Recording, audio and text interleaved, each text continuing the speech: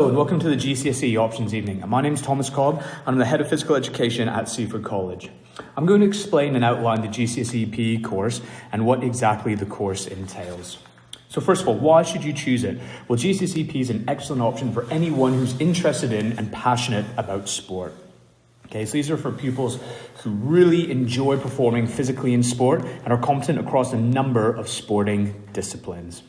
What pupils will do is they will begin to explore the theoretical elements of sport. So body movement, exercise physiology, anatomy, and social factors. So all those theoretical elements that come together and influence sporting performance in its practical nature.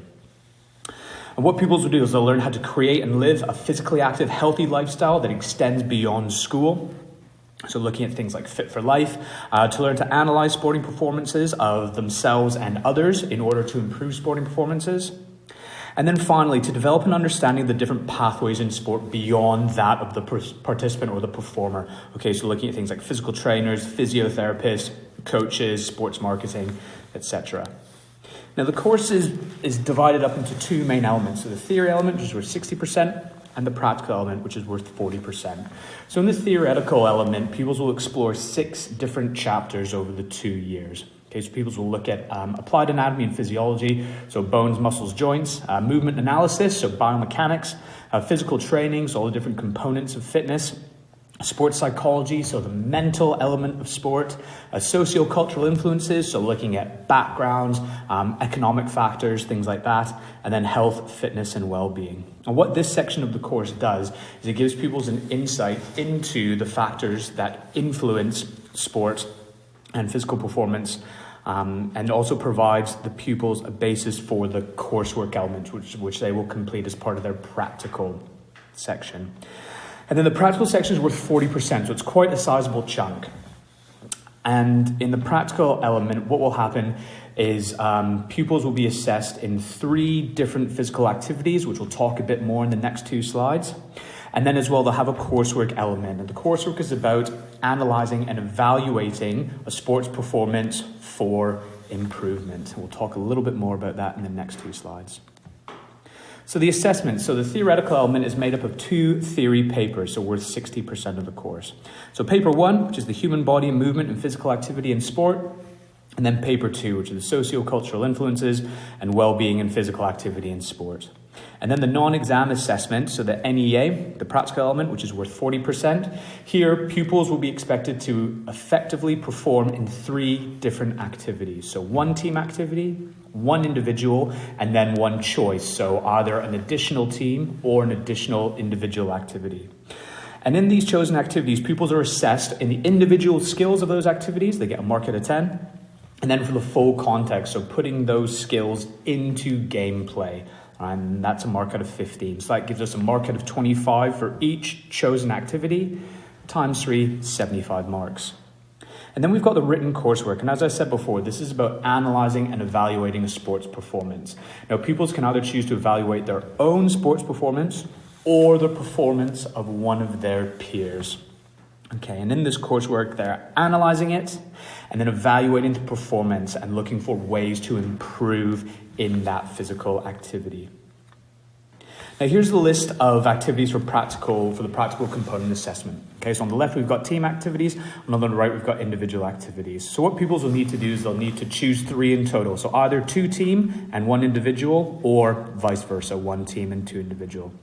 And if you notice, some of the team activities and some of the individual activities are the same. Okay, and it's an important caveat to highlight now that what pupils cannot do is they couldn't, say, for example, choose doubles badminton for a team activity and then singles badminton for an individual activity. Okay, so they'll need to choose different sports. Okay. Now you'll notice on this list of activities, there are some that aren't offered at school. For example, rowing, skiing, snowboarding. And what I'll do is I'll talk about that a little bit more in the next slide, but that's a really important part. We cannot offer all of these sports at school. However, pupils can be assessed in any one of these sports that are listed. So the expectations of the students. So what we expect from the students is we expect them to have a genuine interest in sport and physical activity. So GCSE PE is a module for pupils who really love sport. They really love physical education. Okay? Both the practical element and then the theory as well. So, the kind of wonder and how can we move the way we move? What are the factors that influence our sporting performances?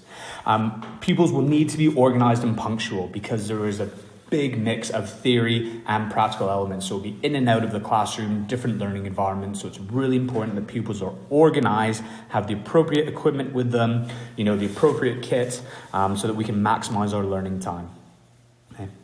And then one of the most important things is that pupils are enthusiastic in lessons, okay, particularly those practical lessons, because pupils will be participating in lessons in sports that they are not necessarily being assessed in.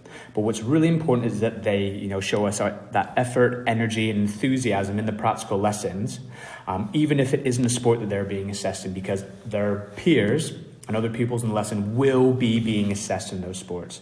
And by bringing enthusiasm, effort, and energy, what pupils do is they will create a competitive environment and then raise the level of performance of all the pupils around them. And then if we look at that last point, so independence and proactiveness when gathering footage for sports that cannot be assessed in school. So as I mentioned before, there are some sports that pupils can be assessed in, which we can't unfortunately offer at school. So for example, if a pupil chooses to be assessed in rowing, that is absolutely fine. But what they will need to do is they will need to provide us with footage of them competing in a gala, for their rowing club, wherever they perform their rowing. So they will need, a guardian, a parent, someone to film them performing this sport they've chosen to be assessed in, and then they will submit that footage to their PE teacher. Okay, so that's a really, really important element. And then future pathways. So what we're looking to develop here is we're looking to develop pathways beyond the performer, beyond being a professional or semi-professional athlete, and showing pupils that there are so many different pathways that they can be involved in when it comes to sport. So we've got sports analysts, sports agent, physiotherapists, sports officials, coaches, managers, and how people get into those different pathways. So looking at developing the idea that you don't just have to be a professional athlete or a semi-professional athlete, and establishing a lifelong involvement in sport and physical activity, in whichever capacity that is. Well, thank you very much for listening. If you have any questions, please don't hesitate to contact me on my email address, so tcobb@seaford.org, or through my Zoom ID. Thank you very much. Take care.